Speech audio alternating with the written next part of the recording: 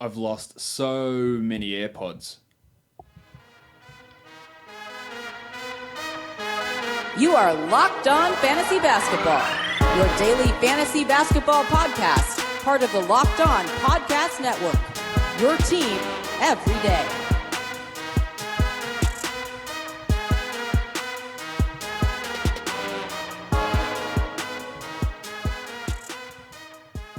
Hello and welcome to the Locked On Fantasy Basketball podcast brought to you by Basketball Monster. My name is Josh Lloyd and I am the lead fantasy analyst at basketballmonster.com, and you can find me on Twitter as always at redrock_Beeble. We're going to be looking back at a really busy Thursday, 8 games in the NBA, and then previewing the 6 games for Friday for DFS. Michael Bolton. Let's get to it. Let's get to it indeed. We will start where we always do at this portion of the show, and that is with Monstrous line of the night. The monstrous line of the night goes to Joel Embiid of the Philadelphia 76ers. Only 28 minutes in a big win over the Nets. 39 points with 13 rebounds, 3 triples, 6 assists, 3 steals and a block. He shot 60% from the field. He was 12 of 16 from the free throw line.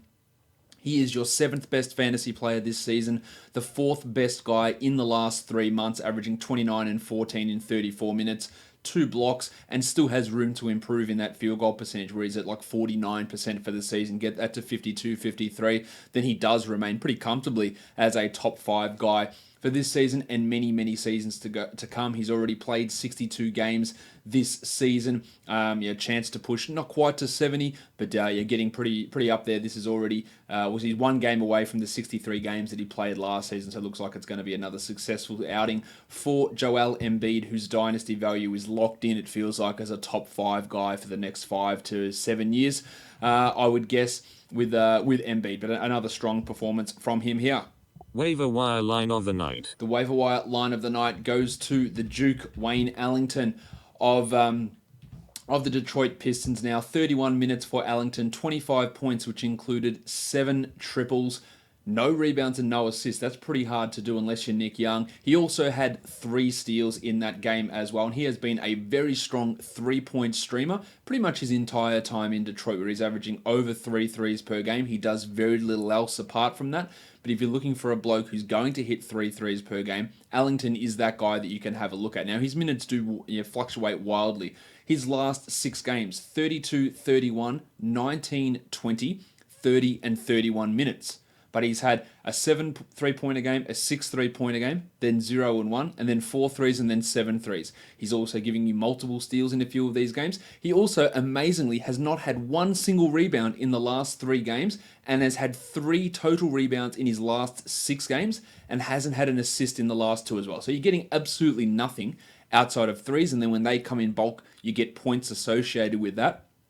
And you're getting the occasional steal. That's what Ellington is giving to you. And that can be useful in the right scenario. He's not a must-roster guy at all. They do have 1 more game left this week, the Pistons against the Blazers on Saturday, and then a 4-game week next week. So there can be some value there. But we all know that streaming in that stat is the most key way to go. And he's one of the most, one of the premier 3-point streaming options that are around. Guys, just a quick note as well that when you are subscribing to this podcast, you should be checking out the new Himalaya podcast app, the best app that you can use to subscribe to this podcast. So check out the Himalaya podcast app. Let's go on to the deep leaguer of the night now. It is Stanley Johnson of the New Orleans Pelicans. With all the injuries in New Orleans, it was compounded today by the early exit of Darius Miller. Stan Johnson, he put up a decently well-rounded line, 20 minutes, 10 points, 2 triples, 2 rebounds, 4 assists, 2 steals and a block. The minutes for Stanley have been up of late. They haven't been anything spectacular, but over the last 2 weeks, he's cracked into the top 170. He's played 20 minutes in 3 of the last 4 games and had double-digit scoring in those 3 games as well. 5 steals over the last 4 games. He's had 4, 2, 1 and 3 assists in his last 4 games, so providing some okay-ish type value. And with the likelihood of seeing Etuan Moore and Drew Holiday again this season, and we have to probably say Anthony Davis is going to be close in that boat as well. Johnson for 20-team leagues, 18-team leagues. There is some value. The problem is the Pelicans don't play Friday. They don't play Saturday. They do play on Sunday. But then, again, they don't play Monday, Tuesday. So in your next 5 days, they play once. And that's going to go for some of their other hot waiver wire guys as well, like, of course, Christian Wood. But But Johnson there with that really solid game for those 20-team leagues. But one game out of 5 days, I'm not sure that he's really going to be worth much of an ad in many formats because schedule is oh so important at this time of the year. Young gun of the night. Your young gun of the night is De'Aaron Fox of the Sacramento Kings. He's had a couple of struggle games over the last week, but big here. 25 points in 37 minutes as they narrowly fell to the Pelicans. 5 rebounds and 12 assists with 3 steals and a block. 11 of 22 from the field. Disappointingly, just 2 of 3 from the free throw line. That's an issue with him, is his free throws. He's at 73% for the season. It's 72% last year. He's going to be up and down in that area, and he is the 44th ranked guy over the course of this season. A significant improvement from last year, even on a per 36 basis. His numbers have risen significantly. 5 extra points per 36, 2.5 extra assists, 0.7 steals extra, an extra 0.7 rebounds per 36, plus a true shooting jump from 48 to 54 has all contributed to him being this solid top 50 guy. You don't think he's going to really move from this top 50 zone, but you would like those free throw numbers to improve over the course of the next couple of seasons. And I think they can. I'm not totally sold on it, but I do think they can. His three-point shooting has also dropped off pretty significantly over the last month, just shooting 34% after starting the season relatively hot. But Fox was your young gun of the night for Thursday. I tell a man's not hot. The dud of the night is Farton Will Barton of the Denver Nuggets. Still rostered in 83% of leagues. He should not be. He is not a must-roster 12-team league guy. 29 minutes in the Nuggets blowout loss to the Rockets. 2 points, 1 rebound, and 4 assists. 1 of 6 from the field. You have to say that the hip injury is causing a problem with him. I was pretty down on him in the preseason. That has looked prescient at the moment, but I do obviously acknowledge the fact that the hip probably played some part in that. Since he's come back, he's the 171st ranked player. That's not good enough for 12-team leagues. It's probably not even good enough for 14-team leagues at this point. He'll have the occasional flashy game, the outburst type of game, and he had scored in double digits in 7 consecutive games. It's just not doing enough in the other areas, hurting you in field goal percentage, not providing the assist level that he was at last year as well, which was a big key to his game where he averaged 4.1 assists per game. He's at only 2.6 over the last 15 games, along with 41% from the field, along with not getting to the free throw line, and steals and blocks are pretty low as well. It's really, really tough to consider him a must-roster 12-team league guy, and I obviously don't consider him that. The plus-minus GOATs, the Shark, Bruce Brown. Baby Shark, he was a plus 162.6. He's just getting 15 minutes a night. He's providing okay defense on the court. For fantasy, he is a long way off being a contributor. While for the Knicks, Lance Thomas was a negative 103.8, getting those minutes with Noah Vonleh injured at the moment. Really, neither of these guys are producing any fantasy value at all. Let's look at some injury news. Luke Marmute is out for the season. I can't believe it took us 80 games or 75 games to announce him as out for the season. He's played, I think, only 3 games this season and been out since October. OG Anunoby, who was cleared of a concussion, upgraded to probable, was then out for Thursday's game. That enabled more minutes for Norman Powell, Jeremy Lin, Paddy McCaw. No timetable on Anunoby at this point. It doesn't appear too serious. Taurean Prince is having some issues in both of his feet, so he is doubtful for Friday. That makes him a drop and stream that roster spot. Joshy Richardson missed today's game with a heel issue. We don't know the severity, but the Heat are still pushing for a playoff spot, so if he's ready to go, he will be out there, no doubt. Josh the Hitman Hart is out for the rest of the season, something that I spoke about a few weeks ago, thinking that he is not going to be able to finish out this year, and that's obviously the case. While Pat Beverly said he'd be right to go, he wasn't. He didn't play with that hip issue. I don't think there's any sort of long-term concern there with Paddy Beverly. For the other injuries, Nemanja Bjelica did not return in the second half with a stomach illness. Obviously, that's not a long-term concern. I do think that he might see his minutes reduced in these next couple of games to give Bagley some more run, although he struggled the last 2 games.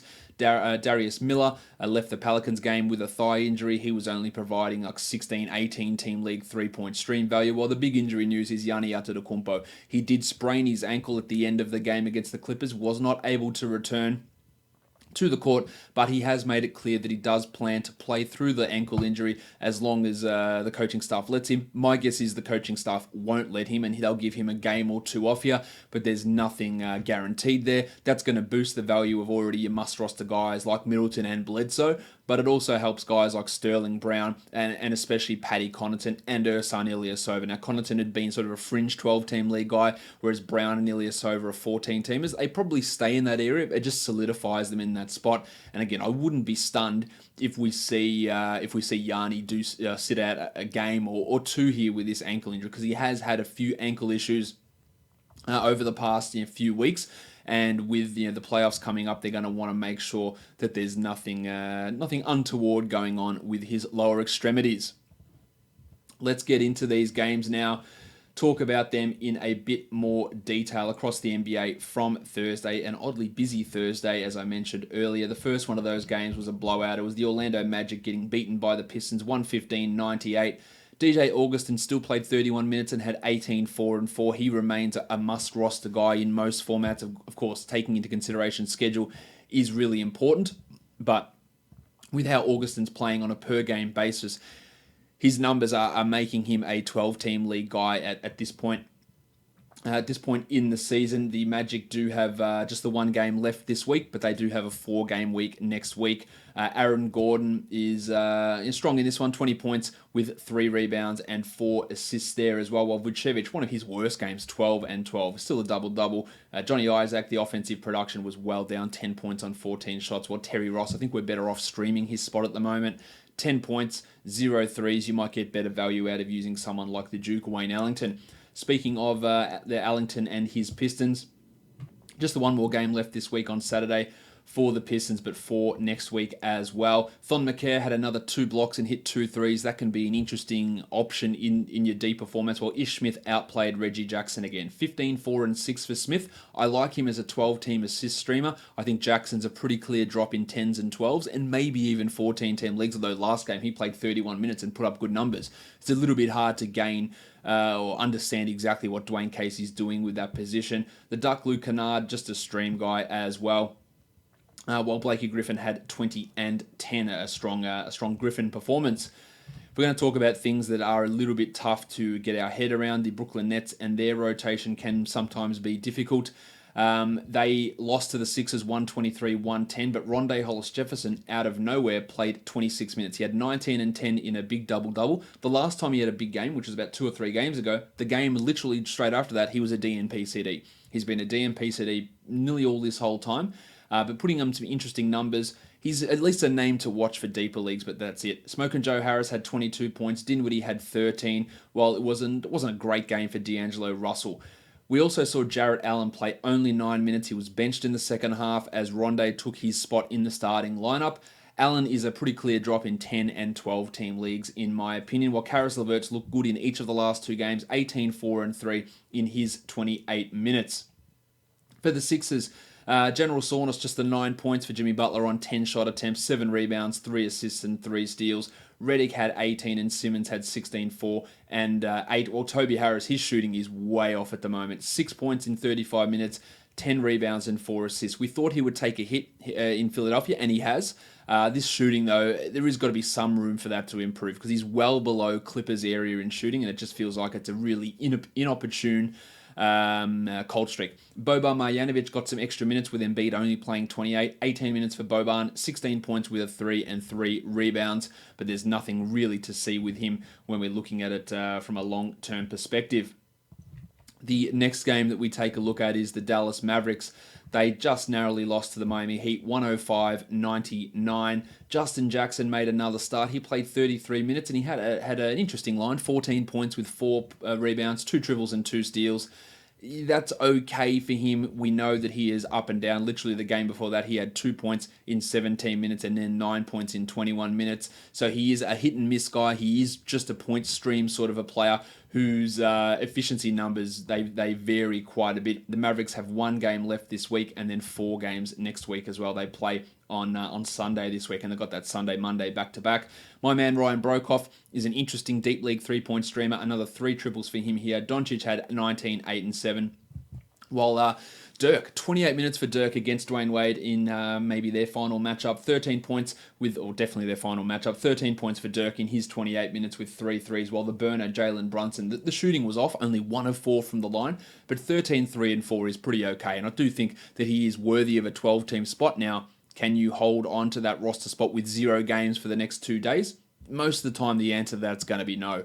For the Heat, they were without Justice Winslow. They were without Joshi Richardson, so Goran Dragic rejoined the starting lineup. I said this yesterday. I didn't think that his low minutes were anything to do with the minutes restriction, and he proved it here. 38 minutes, 23, 12, and 11, a triple-double with a steal and a block. Big numbers there from Dragic. Now, Winslow's been out for a while now.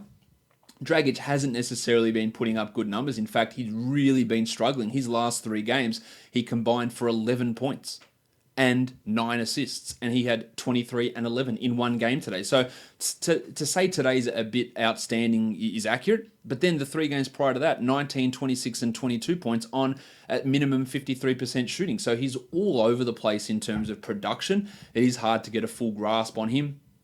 If we want to look at it in adding him, you can. They play against the Knicks on Saturday. There might be value there, but Saturday's a decent volume day, so you might not even play him. And then they start off next week with 2 games against the Celtics on Monday and Wednesday in a 4-game week, but they are tough opponents. He is interesting enough to look at on Saturday, but if you add him, will you even play him? Will you even have that roster spot? Wade had 11 points with 4 steals. He's providing 12-team league value, while Kelly Olynyk, I think, is a drop. Dion Waiters had 17 points, an inefficient 17 points, while Bam Bam Adebayo... Bam! Bam! Bam! Bam! He had 11 and 16 with 3 assists, and he does remain a must-roster player, in my opinion. All right, the next game that we take a look at here, we've got the Toronto Raptors. They are taking on the New York Knicks. No Kawhi Leonard, no OG Anunoby. Hello there.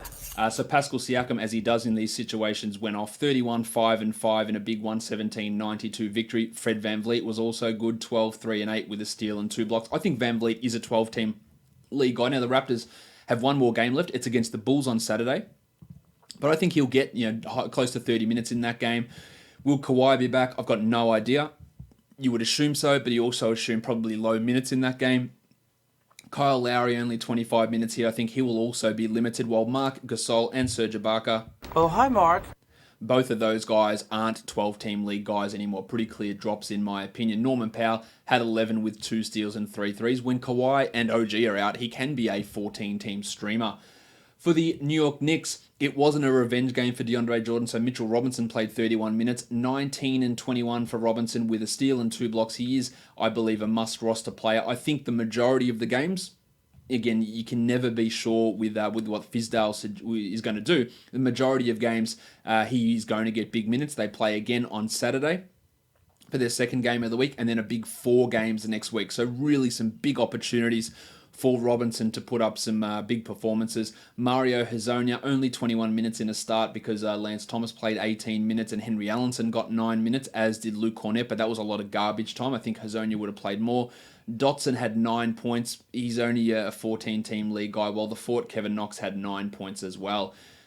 Dennis Smith Jr. returned. He only played 20 minutes. He is not a 12-team ad, while his return limited Emmanuel Mudiay, who had 11 and 4 in 25 minutes. I think that they'll be really cautious with Smith's minutes here down the stretch of the season as he recovers from this back problem that kept him out for the last week and a bit. The next game up, we look at the Clippers and the Milwaukee Bucks. The Clippers, out of nowhere, Lou Williams was resting in this game, so that's obviously annoying, but it would open things up a lot for Shai Gilgeous-Alexander. 32 minutes for Shai, 21 and 6, a steal and 2 blocks. This is why I've been frothing this guy really hard for most of this season. He's that opportunity and his ability to contribute right across the board. Now, it's been tough going a lot of the time with Doc's rotations and his limited abilities or limited involvement, but over the last 2 weeks, he's a top 60 player. Over the last month, he's a top 75 player. He is a must-roster guy. The Clippers, one of a few teams who have got a Saturday-Sunday back-to-back. Great value there. The problem then is next week they don't play again till Wednesday. Now, for some of you, that won't mean anything because your league is over on this Sunday. So Shai, I think, is a really strong ad with 2 games remaining this week. The Italian cock, Danilo Gallinari, had 14, 8, and 4 in his 24 minutes. Strong enough there. While baby neck Wilson Chandler got some extra minutes with Beverly and Williams both out. 15 points with 5 triples, and Landry Shamet returned. Did his best Duke Ellington impression by hitting 4 triples. He is a 3-point streamer, but great value for him, of course, across the weekend with that back-to-back. It was a shit Montrezl Harrell game, only 20 minutes, 13 and 5. The Bucks limited him a little bit in this one. Nothing to really worry about long term. As for the Bucks, Chris Middleton was dreadful last game. Excellent here. 39 points, 9 rebounds, 5 assists on 64% shooting. That's what I talked about in the last game. It was an uncharacteristically terrible shooting night and it was going to rebound. I didn't think it would rebound to this level, but this was excellent. Yanni had 34, 9 and 5 and Bledsoe 15, 7 and 8. So all the big guns firing. Sterling Brown, another 15 points with 3 threes. He is an interesting deep league guy with all the injuries, while Paddy Connaughton, who'd been playing pretty well, didn't. 6 points with 5 rebounds in his 30 minutes. Again, if Yanni does miss, though, his value increases, as does George Hill's, as does Ersan Ilyasova. Both Hill and Ersan struggled a little bit in this one. The Kings lost to the Pelicans 118-121. Willie Cauley-Stein, 35 minutes for Cauley-Stein, 18 and 12 with 2 blocks. I think some of these extra minutes have got to be attributed to Harry Giles' absence because they're only playing Costa Koufos 13 minutes. It also helped that Bielitsa only played the 8 minutes, pushing Bagley more to power forward. But the last couple of games, the minutes have been up for Cauley-Stein, and he's providing at least some back end or side end 12-team league value. You can use him, assuming that what he does actually does help what your team brings. Buddy Hield, 27 points with not much else. Well, Bogdan Bogdanovic, who'd been playing 30 minutes a night, went all the way down to 19 minutes here. Now, the Kings do have a weekend back-to-back, so Bogdan and Cauley-Stein, they're going to have value there. And Bagley, even though the last 2 games haven't been great, 10 and 8 with a steal and 2 blocks, he does remain a must-roster guy. The pencil, Harrison Barnes. Barnesy. 10 points on 10 shots, no other stats. This is just who Harrison Barnes is. On to the Pelicans. Everyone loves them Wood. Try again. Everyone loves them some Wood. Christian Wood, 28 minutes, 25 points, 9 rebounds, 3 steals and a block. I said it was going to come down to if Davis was in or out. Davis was out. He dominated. I think that there is a realistic chance that we don't see Davis again this season. Now, Wood and the Pelicans don't play again till Sunday. So can you add him and hope that you don't need anything on that Friday and Saturday? But the way he's playing is that he's good enough to actually do that, because over the last 3 games that he's played, in one of those games he played 8 minutes in, he's the 17th ranked player in fantasy, averaging 18 and 6 with 2 steals and 2.3 blocks. 17th ranked player. He is worth grabbing in a lot of leagues, but again, you're only going to get 1 more game out of him this week, and if Davis plays, the production is likely to be muted. Randall had 34 and 10, while Jahlil Okafor started for Davis, had 12 and 9 with 2 blocks. That's okay, but again, 1 game left this week, not a high priority ad. While Diallo's been clearly overtaken by Christian Wood. Ian Clark started for Frankie Jackson. He had 6 points with 2 threes, took some shots, 11 of them. Didn't hit him. Only 2 went in. They were both threes. So he had that opportunity with Jackson out. It just didn't work because, again, he's not that good. The next game that we take a look at here, we've got the Denver Nuggets blown out by the Rockets, 112-85. Very little to see from a Nuggets perspective here. Jokic and Murray were okay, but Gary Harris struggled again. He's not a 12-team league must-roster guy. Barton, we talked about already. Malik Beasley returned, but we had guys, Jared Vanderbilt playing, Juancho playing, Trey Lyles playing, guys who aren't regular rotation pieces. For the Rockets, Danny House, 0 points, 0 for 5 shooting, 0 points. That's better English. This is the problem with House, is it's all to do with how that shot goes, and if it doesn't go in, he's not providing a huge amount else. He's just a deep league streamer. While Austin Rivers did the streaming value for the Rockets in this one, 15 points in 29 minutes with 3 threes and a steal and a block. That's high production from Rivers that won't be sustained. Jimmy Harden had 38, 6 and 6. Capella had a big 17 and 15 as well. While Eric Gordon bounced back from a real stinker to have 18 points, but I do not believe that Eric Gordon is a must-roster guy. He can provide those points, he can provide those threes. Just so we're looking at it on a purely per game basis, I don't think that he's a must roster guy. And with only 1 game left this week, and then a Saturday, Sunday with no games on, it is a little bit tough to consider him a guy that has to be held in every format. The last game of the night was the Spurs getting the better of the Cavs, 116-110. Larry Nance, 28 minutes off the bench, but 13 and 11, 4 assists, 2 steals and a block. He's really good, and he's a must roster player. in most situations. Again, you worry about what Drew is going to do, but he has been taking Žižić out of the rotation, limiting Thompson, and getting Nance these minutes that he thoroughly deserves, and fantasy managers are really appreciative of. Over the last 2 weeks, Larry Nance is a top 25 player. The Cavs have one more game this week on Saturday, unfortunately, but then 4 games next week. Brandon Knight, one of his better games, 14 points, while the Padawan, Colin Sexton, I'm just going to keep saying this. Now, I think he started off 8 of 10 in this game. That did drop off to finish with 10 of 17 from the field, but 24 points is really good, and he's looking good in the shots going in. There's just nothing else. 2 rebounds and 3 assists with no defensive numbers. You get nothing else from this guy. The 3 threes is nice. The shooting is really good, and he is providing 12-team league value. But there's just not a lot else there, which I do think really does limit his upside. Osman had 9 points in 30 minutes. He's better as a streamer. For the Spurs, I think we can consider Derek White a drop at this point. I like him a lot, but he's in a slump, and you got to make hard decisions. 6 points with 4 assists and a 1-1 in only 20 minutes, while Bryn Forbes' line looks like a Derek White line. 19, 6 and 4 with 3 steals on 62% shooting. This is not Forbes. This is fluky. Do not get sucked into it and think that this is something that can continue.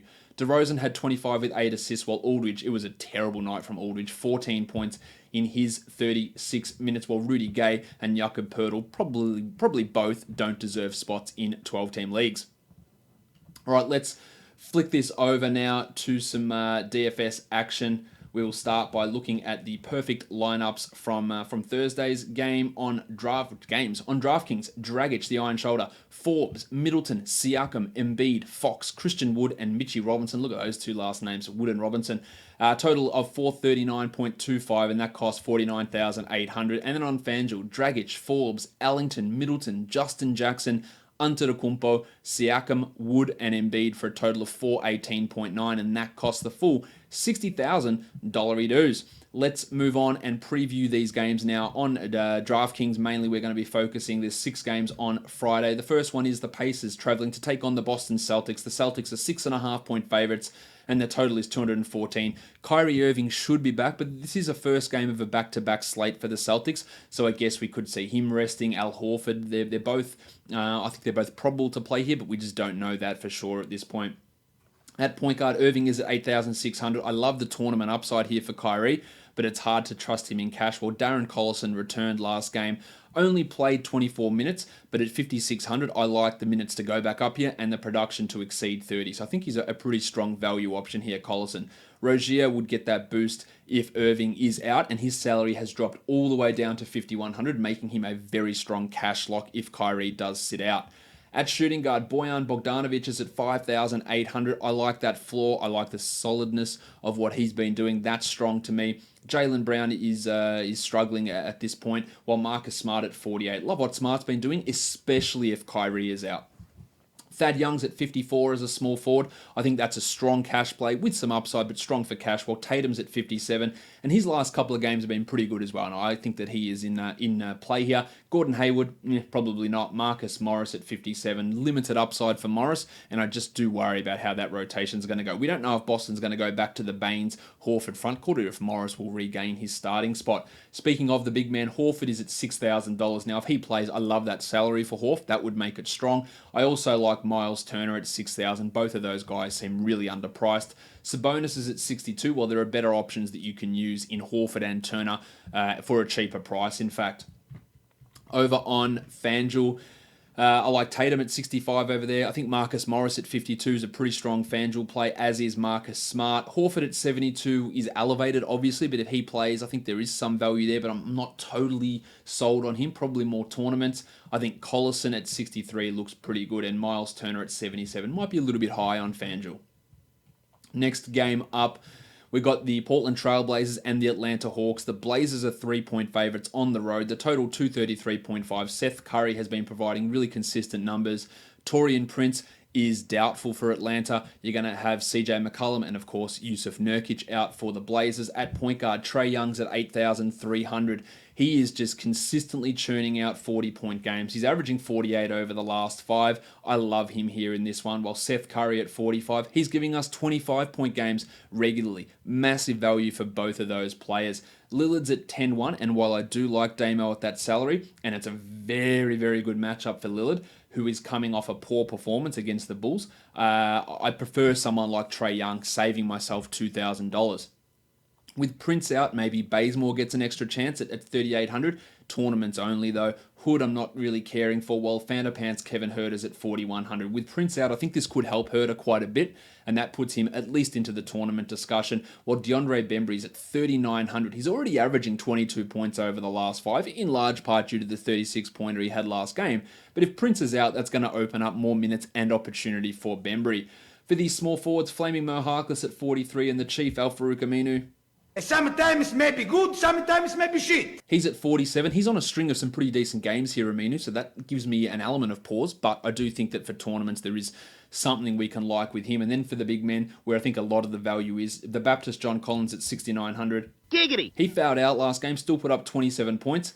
I think he can obviously be better than that. He could be a 40-pointer. I like him here. The Undertaker's at 56. He's been giving us 30 plus a night, so he has value. While Zach Collins at 44 had 25 in 25 minutes against the Bulls. This is a little bit of a different proposition. The Hawks are significantly better than the Bulls, so I think we look at him as a GPP guy. While Cantor at 5,500, I reckon that might be a little bit too high for Ennis, but it's a great matchup. He can really do damage against this Hawks team. More for tournaments. Alex Len, I'm not really going to get too excited with him.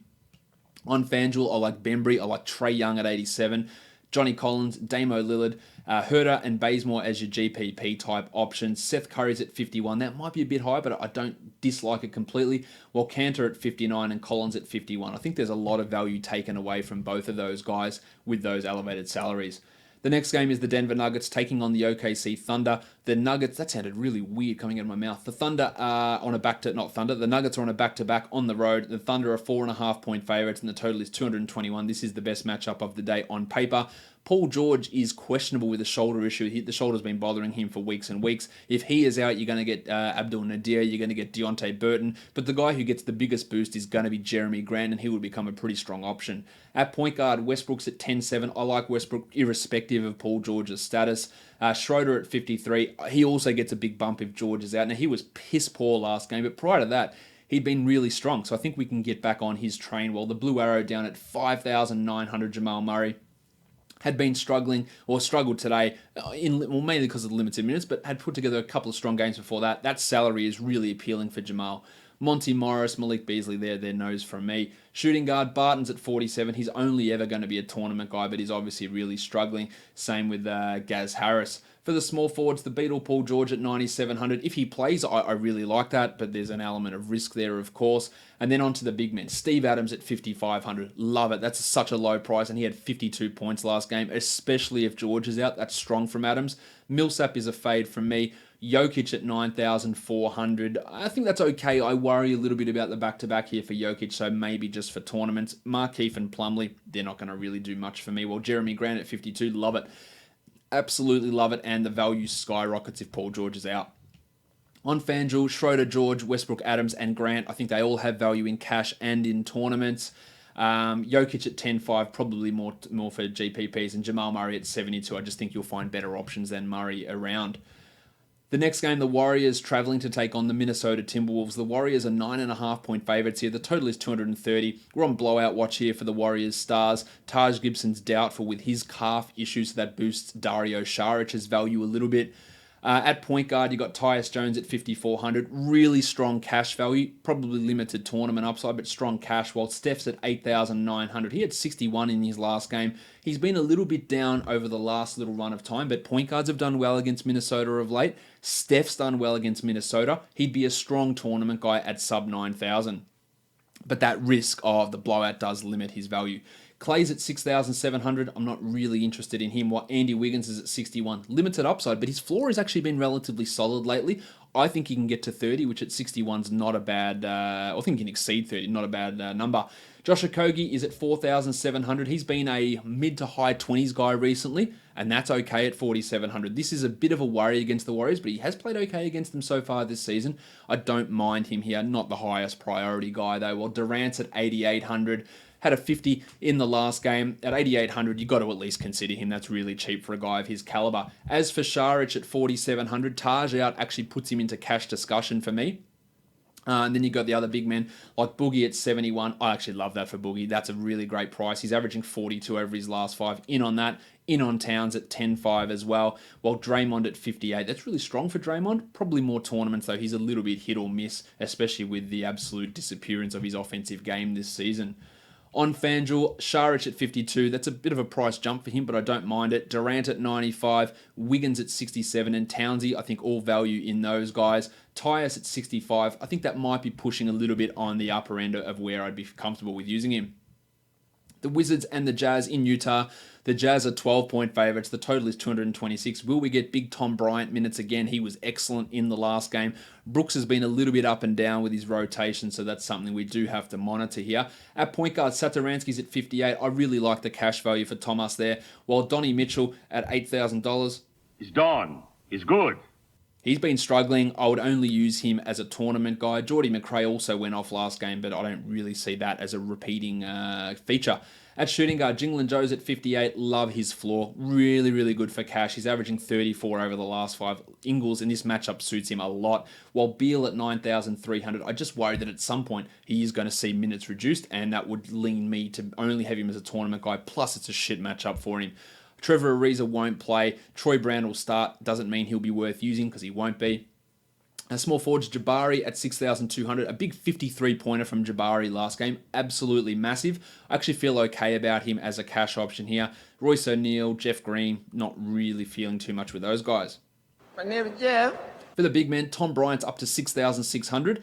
I think look, the matchup's okay for him. There is a worry with foul trouble and Brooks's rotations, but I think that we got to at least have him in the GPP discussion. Gobert at 78, I absolutely love that. This matchup couldn't suit him better.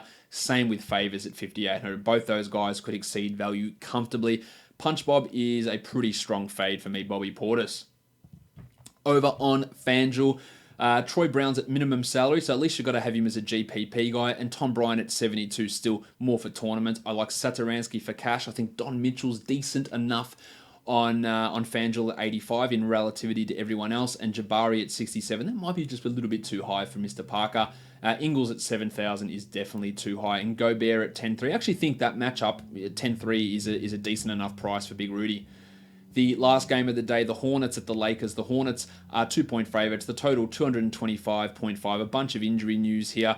Tyson Chandler is questionable. Reggie Bullock is questionable, while Mike Muscala and LeBron James are both probable. For the Hornets, Jeremy Lamb is probable, while Nick Batum is questionable and Tony Parker is questionable. Obviously, if Batum is out, we're giving a boost to Miles Bridges and Dwayne Bacon. If Tyson Chandler's out, it's John Williams and Flaming Mo Wagner. And if Bullock's out, it's Kentavious Caldwell-Pope and Lance Stevenson who get that boost there. At point guard, Rondo's at 5,800. It's been underperforming, so the salary is coming down. I'd only consider it in tournaments. Devontae Graham at 34. He would have been okay if Lamb had have missed, but Lamb looks like he'll play. While Alex Caruso at 42. If Bullock is out, maybe for tournaments, but even then, I don't feel great about that. At shooting guard, KCP's at 49. Shit the bed last game. I expect a bounce back. I think that's a strong price for him. Bacon's at 43. Really killing it. I think that he's good for cash, but massive tournament upside as well at that low salary. Batum's a fade, and Lamb at 6,000. I would have to leave that one well alone. As for Lance Stevenson at 4,100, he started in place of LeBron and played 30 minutes and had 25 points. I won't be going with him. I will be going with Miles Bridges at 4,900. I really like that, with the potential of Batum sitting as well. Marvin Williams, no. Kuzma at 6,300. I don't really feel that with him. While LeBron at 10.3. His minutes have been 34 a game over the last week, despite the game he's sat out. I think that he can get 50 here. He has eviscerated the Hornets in the past. I think 50 plus for LeBron is realistic. And then for centers, JaVale McGee's been crushing it. He's at $7,000. Love him on DraftKings. Bill Hernangomez at 36. He's actually been a good low-end cash play, averaging 23 over the last 5. Cody Zeller's out again. He's interesting there. Limited upside with how the minutes are getting distributed. While Frank the Tank Kaminsky, Bismack Biyombo, Flaming Mo Wagner, I don't really see much value in any of those guys. On FanDuel, Bridges, I like at 55. JaVale's up to 8,000. That's pushing it a bit, but it's not outrageous. I like what he's doing. You can at least consider him. I like Kemba. I like Kemba on DraftKings as well. Should have mentioned that. I like LeBron. I like KCP. And Bacon's at 47. There's still value in him over on FanDuel. Let's look at some studs and values now. On DraftKings, my stud is Trae Young and my value is DeAndre Bembry, a couple of Atlanta guys. On FanDuel, it's Paul George as a stud if he plays, and the value play there is Bembry. On Yahoo, the stud is Trae Young, and the value play is minimum salary Enes Kanter. That I can get behind. And on DraftStars, the stud is Westbrook, and the value play is Tom Bryant, who's at a ludicrously low price over on DraftStars. Make sure, guys, you are subscribing to this podcast on the new Himalaya podcast app or Apple Podcast, Google Podcast, or on Spotify. Follow me on Twitter at redrock_bball. Good luck to you guys in the final few days of your finals matchup or semi-finals matchup or Roto League, whatever it is. Good luck. Hope you win. Same on DFS as well. Guys, we are done here. Thank you so much for listening, everyone. See ya.